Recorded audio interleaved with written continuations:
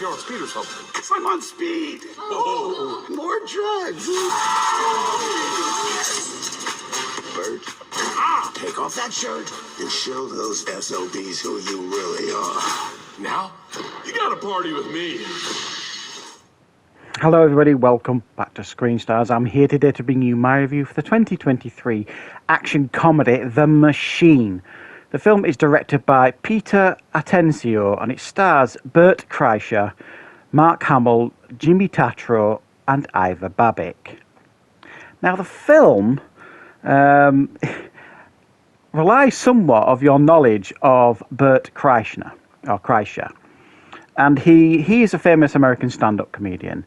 And he sewed into his act a few years ago the story of him when he was young, like robbing a train in Russia when he was on a school trip.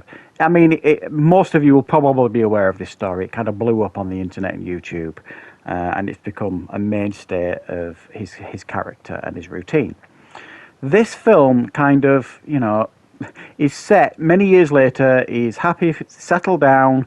He's kind of giving up the partying and everything because his life's going sideways. And his daughter's having a 16th birthday party. His father arrives, played by Mark Hamill, who they don't get on.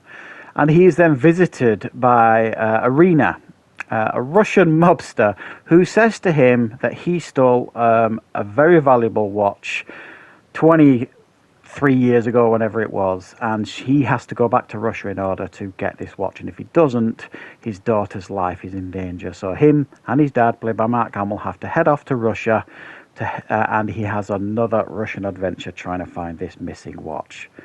Right, what are my thoughts on The Machine? Well, I think after the success of The Unbearable Weight of Massive Talent, the idea of putting like well-known, certainly actors or comedians or whatever, in films playing versions of themselves seems like the thing to do now, because it absolutely worked in The Unbearable Weight of Massive Talent. And I have to say, for the most part, it works here as well. I've never seen Bert do any other acting roles, to be perfectly honest. I don't even know if he has done any other acting roles. But he's pretty decent in this, I have to say. You know what I mean? He is funny when he needs to be funny, but there are also a couple of moments in this film where he has to kind of be quite dramatic.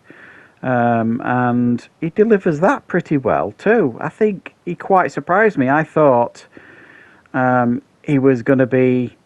I thought this film was just going to be loud, brash, a gross-out comedy for the most part. And while there is elements of that here in this film, there's also, I'm glad to say, a little bit of a heart at the centre of it as well. They haven't just gone for the gross-out comedy, which they could have easily done, but they have, rightly or wrongly, you could argue, in some areas, toned it down. And so at times it does feel a little bit unbalanced tonally, because you'll have these lighter moments or these connection moments or human moments occasionally in the film, and they are occasional, don't get me wrong. It doesn't take itself seriously, this film, at all. And then boom, it switches to like gross out comedy, or you know what I mean, over the top action or whatever. So it does feel a little bit unbalanced in that sense, but I have to say I was impressed with Bert Kreischer. I thought he was very, very good in this film, and very, very funny too. However, there is no denying that Mark Hamill steals this film from under everybody's feet. He is fantastic as his father, Albert. Unfortunately, if you've seen the trailer kind of steals most of his thunder, Mark Hamill, because they use some of his best lines. But he is very, very good in this film. He is so good, very, very funny.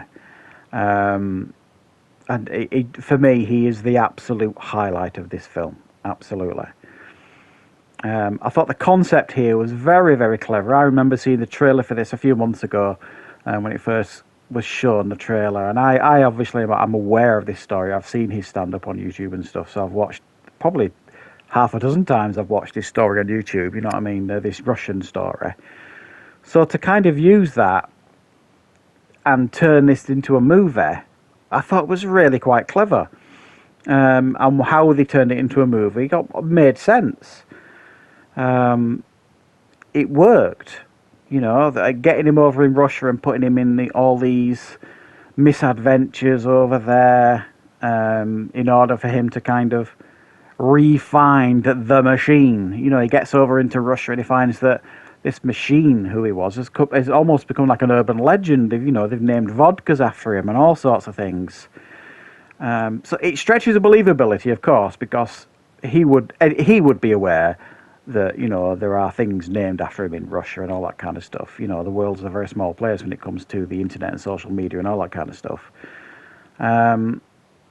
But if you could put to one side some of the, you know, gripes that you have with this movie, you know what I mean?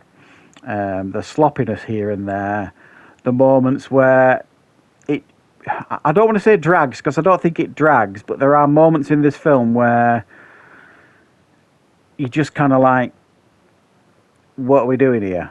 There's nothing particularly funny happening. It's almost like transitioning to the next funny bit, but the bit that's transitioning isn't necessarily, and it's not entertaining stuff, really. They don't really know what to do with that bit. It's almost like they had a bunch of funny sketches, and once they sewed them together, like, oh, that only gives us 60 minutes. Right, okay, we need to stretch this out. And it's not a long film. It's not even 90 minutes, I don't think, this film. So they kind of added in a load of unnecessary stuff. But the action and the comedy, when you get it, is of a decent enough standard to keep you absolutely happy and entertained. And if it wasn't for Mark Hamill, you could argue he pretty much saves this film in a lot of ways. If it wasn't for Mark Hamill, this film I would probably knock it down a couple of points, because he is just such a highlight here. He's absolutely fabulous. He's so watchable and funny, and he's got great chemistry with Bert as well. They're both absolutely fabulous, and they just bounce off each other really, really well. You get lots of flashbacks as well as when he was the machine when he was younger. Not necessarily sure we needed that, because we all know the story. But I suppose for somebody that's going into this film that doesn't necessarily know that YouTube story, the famous story, the film does a good job of explaining it. Right at the beginning, it sows a bit of his stand-up into it, and then you get all the flashbacks with him when he was young as well. So I think this is a clever idea for a film. I thought for the most part it works. For what it is as an action comedy that's fairly disposable. It's not as good as Unbearable Weight of Massive Talent. It's not just as creative as that. But there are moments in this film where you will definitely, I think, be laughing out loud. It is very, very funny. It's charming. There is a heart at the centre of it.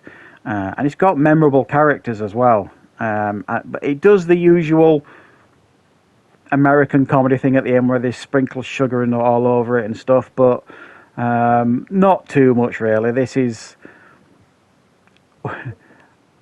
almost like a comedy that we used to get 15 years ago, you know, like the really on the edge type comedies. It's funny, it's entertaining.